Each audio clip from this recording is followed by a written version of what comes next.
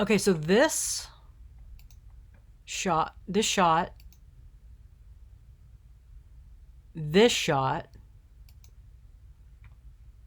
this shot, this shot, this one, this one. Oh, and I think I accidentally attached an F. Yeah, it's not gonna. Sorry. Oh, it's downloading them. I don't want you to download those. And this one. Oh, I accidentally downloaded an F. Okay, so those shots were all of the same scene. Okay, there were two Ferris wheels, and I set up the camera so that this one was in the foreground, this one was in the background. Unfortunately, in almost of all of them, you can see I accidentally. This was from my polarizer. My polarizer sits on. It's a colored polarizer. It sits on an extension outside the lens, and so you can't use the 18 millimeter setting on the zoom lens, or it does this. And so that's why you see that. And it's something that I couldn't see at night while I was there looking through the viewfinder. And so it ended up, unfortunately, all of these were tainted by that, which is unfortunate because I really like this one. And so that's what what I'm showing you is none of these are processed, none of these are finished. These are just the raw shots that I took, and they're actually JPEGs. They're not raw, the raw files, but they're the unprocessed JPEGs that I took just to have as a reference. And I use different exposures, right? So for one, it was on manual, it was on bulb, and I stopped it down to f22, so I could do a long exposure without making all this stuff overexposed. And I experimented.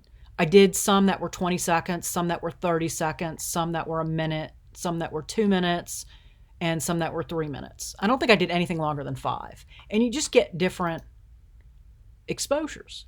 And that's part of, if I had just taken one and I didn't like it, then I wouldn't have had any others to compare. That one's pretty cool. Look at that one.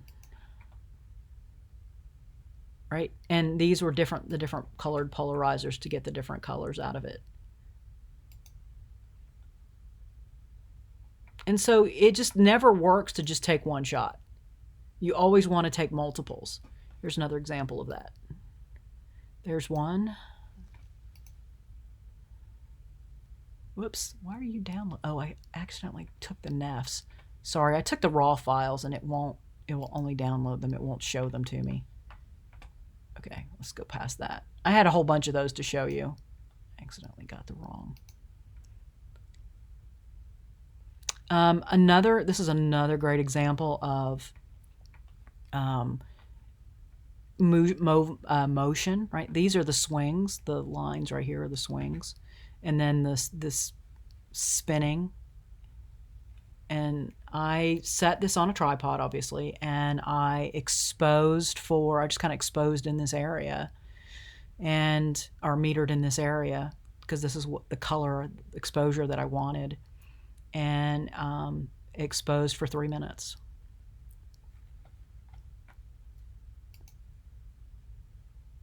There's just another longer exposure, and you get these really long streaks like star trails. And you're going to take a bunch, and I have hundreds and hundreds of photos that are just trash.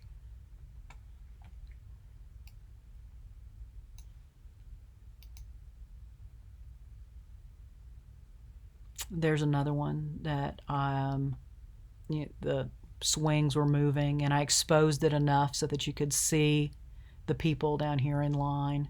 They're a little blurry, but that's okay. Sometimes motion blur on people is interesting for a variety of reasons.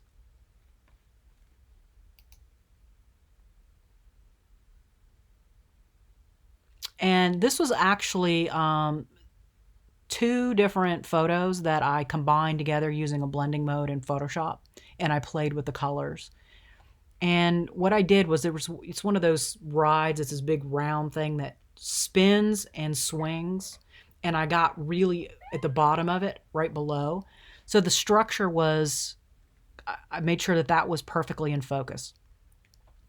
And I waited for it to swing and then held down my shutter release cable and counted to, because I couldn't see, it was dark, and I counted to 60, and then I released it, and it created these really cool shots. Now this is done at f/22, and I'm sorry, f/13. This was done at f/13, and the colored polarizer created these really interesting colors that I enhanced further in Photoshop, and then put 2 together with a blending mode. And you can see right here, this is the swing. I was pretty close to it. And then it was swinging back the other way. And you can see this is the structure that it was swinging under. And I also took them probably an hour after sunset, so the sky was still kind of light enough.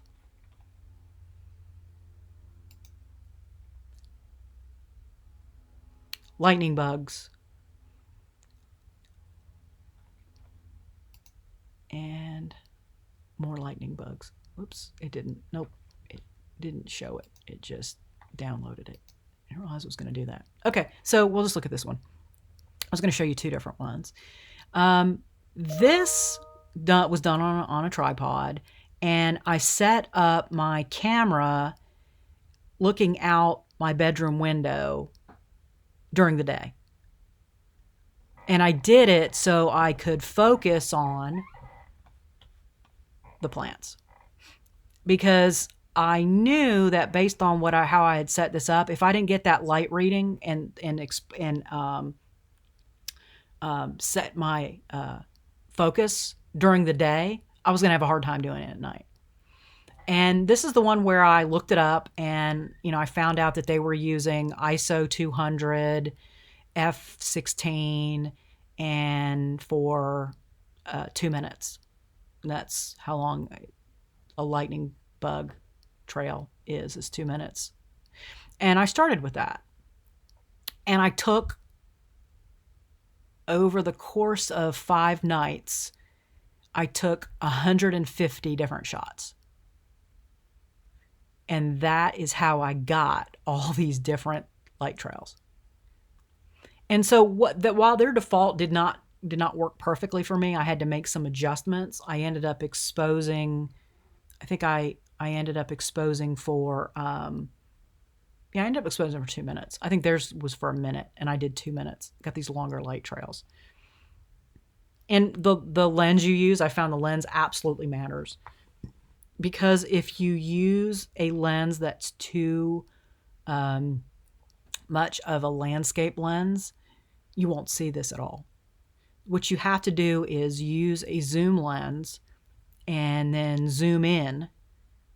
And so that's what I did. And that's why these bushes are out of focus, because they're near the window.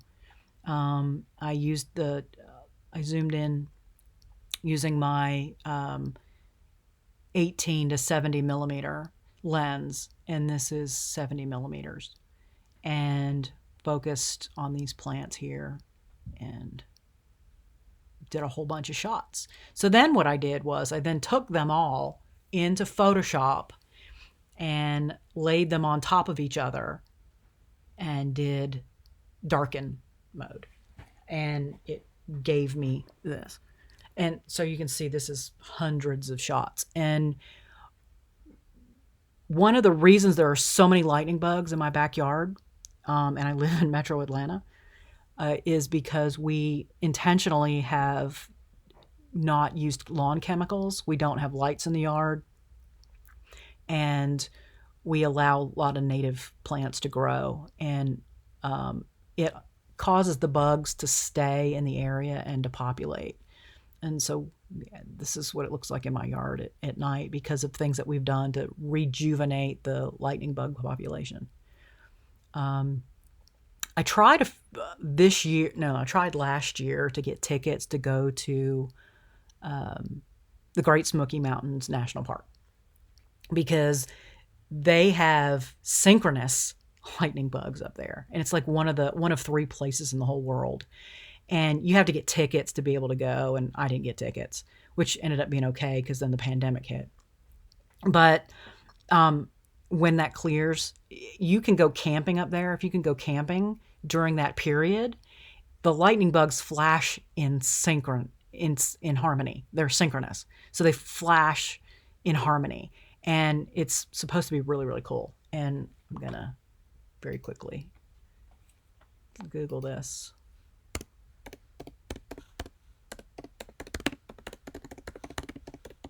I think they're called fireflies, but we call them lightning bugs. Yeah, synchronous fireflies. But yeah, look at that. And these people get these amazing photos from, they all light up at the same time. Pretty cool, huh? It's beautiful. And it's just a dot. So this was taken, and I can tell you just by looking at it, this photo was taken before the sunset, right? The sun had gone down and the bugs had started. And then this was taken for just a fraction of a second because they move pretty quickly. So in order to get dots,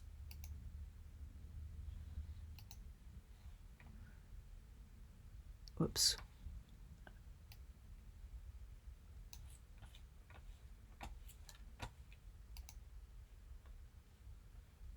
Here you go. Every summer, they pour in like a mountain stream. Over the hill we go. Y'all have fun. Bye. Precise instructions. We've been left See if we can find the fireflies. in the darkness. It's almost like the forest is breathing. Here we go. You might have guessed these aren't your garden variety fireflies. This species gathers in swarms and flashes Look at that. all at once. We have them back home in Kentucky, but they don't have their act together. Synchronous Yeah, look at that. fireflies, they're called. Oh, how Or, cool. as these bug-eyed fans call them, Synchronous fireflies. to figure out this strange phenomenon, we turn to the park's chief entomologist, Ranger Becky Nichols.